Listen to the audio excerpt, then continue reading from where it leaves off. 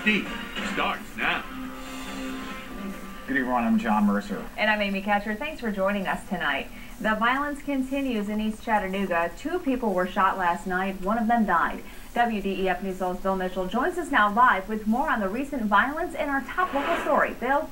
You know, Amy, Chattanooga seldom goes a week without at least one shooting incident. Quincy Bill was shot to death last week, and Barry Bowman, who was shot the week before, died of his injuries. Now 2 people gunned down as police and local officers continue to look and struggle for a way to stop the violence. Chattanooga police officers swooped down on the isolated neighborhood near Tunnel Boulevard after they got the 911 call. 2 people had been shot while they sat in a car at 3412 Jones Street. When they arrived on the scene, they found 2 boys with multiple gunshot wounds. They were both transported to the hospital. Officers say 27-year-old Carrie Abram and a female companion, whose name was not released, were smoking marijuana in front of Abram's house when they were attacked. Abram was pronounced dead while the woman had suffered minor abrasions from broken glass. Right now, we believe it was possibly drug or money related. The victim that is deceased now did have a history of drug violation. Carrie Abram lived in the house with his brother Corey. Within minutes of the shooting, tactical units began a systematic search of that house and the neighborhood, going door to door looking for suspects. This is not being investigated as gang-related, but it did once again involve drugs. As a matter of fact, he was arrested just Saturday at our saturation for possession of marijuana. Larry Portman, who lives nearby, came out last night during the search. He says there are some basic problems with young people who get in this kind of trouble. They just don't care. They don't see a future. They don't forecast their future. To me, I think they're more stagnated by watching too much TV and movies. If you have any information about that brutal murder last night, call the police department. In the studio, Bill Mitchell, WDEF News 12. All right, thanks, Bill. Well, the man who opened fire in a Walmart parking lot will not face charges. Chattanooga police have identified him as 55-year-old Desi Lawrence. A grand jury decided a no bill on charging Lawrence with felony reckless endangerment. Now, Lawrence was shooting at the suspect who was stealing his truck. That case against Christopher Goins is still ongoing. Walker County Sheriff Steve Wilson announces his department has cleared a cold case. Sheriff Wilson says there is now sufficient evidence to prosecute the suspect in a 33-year-old homicide. Suspect Jimmy Bedford Carden Jr. died in 2009 in a car crash. But District Attorney Buzz Franklin says had he survived, he would have been charged with the murder of Ernest Halsey in 1979. Investigators believe Carden shot Halsey in the stomach over an argument about a dog fight. The Bryan College president cuts a story out of the Christian College's student newspaper saying it was inappropriate. The editor, Alex Green, planned to write a story about biblical studies professor David Morgan, who was arrested over the summer on charges of attempted child molestation. Instead, Green posted flyers around the campus about the arrest. Morgan resigned after that arrest.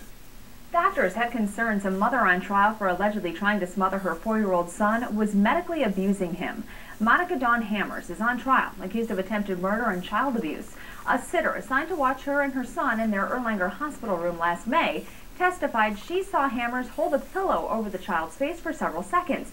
She said she was upset about him whining. Well, today, the jury heard from Dr. Anna Maria Church. She's the medical director of Erlanger's Child Protective Team. She went over doctors' notes detailing the child's time in the hospital, including the alleged smothering and abuse.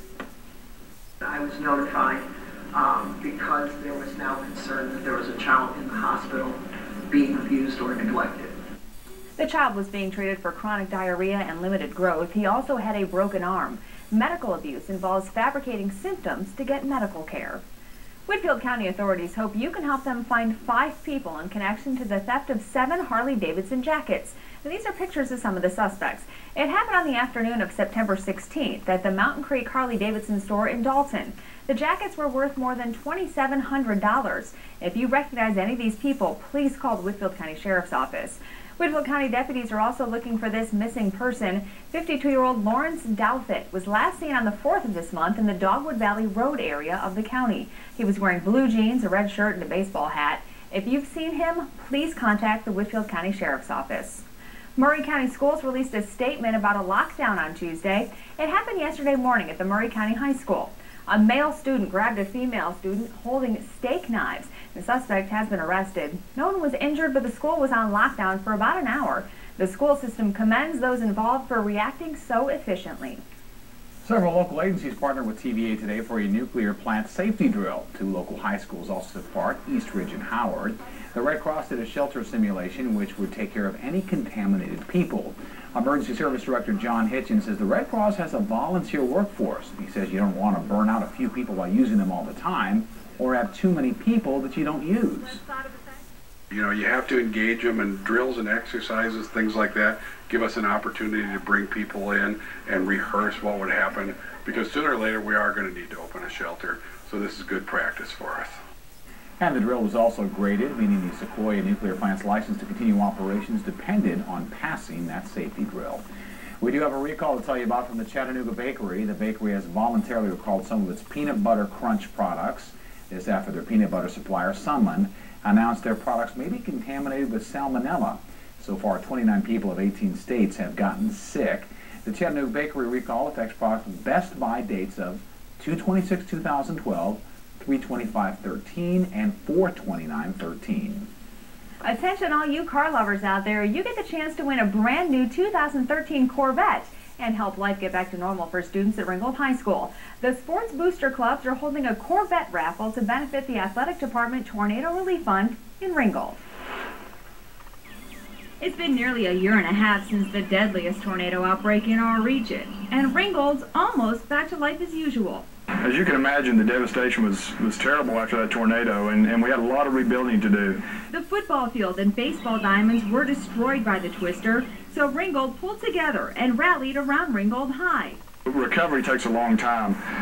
When we initially got started, we thought, well, this will be over with pretty quick. We can get all this back to normal. But there is, with so much devastation, there's so much need out there that we just had to continue to try to replenish what was lost. Well, we still have some work to do. You know, there are always gaps in insurance and things that you forget about as a coach and athletic director and administratively.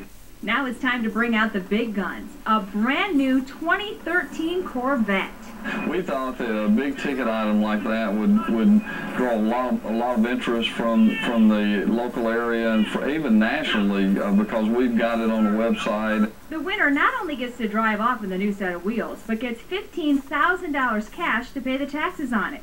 But really, it's all about the kids. But coming back here, our kids were really excited to be on this field, and they're excited to practice on it every day.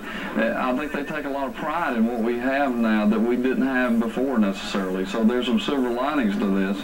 Only 3,000 tickets will be sold for the raffle in November. A ticket will cost you $100. You can pick them up at several locations around town, or you can buy them online. Just head to our website, wdef.com, for the details. Now, your Storm Team 12 24-hour forecast.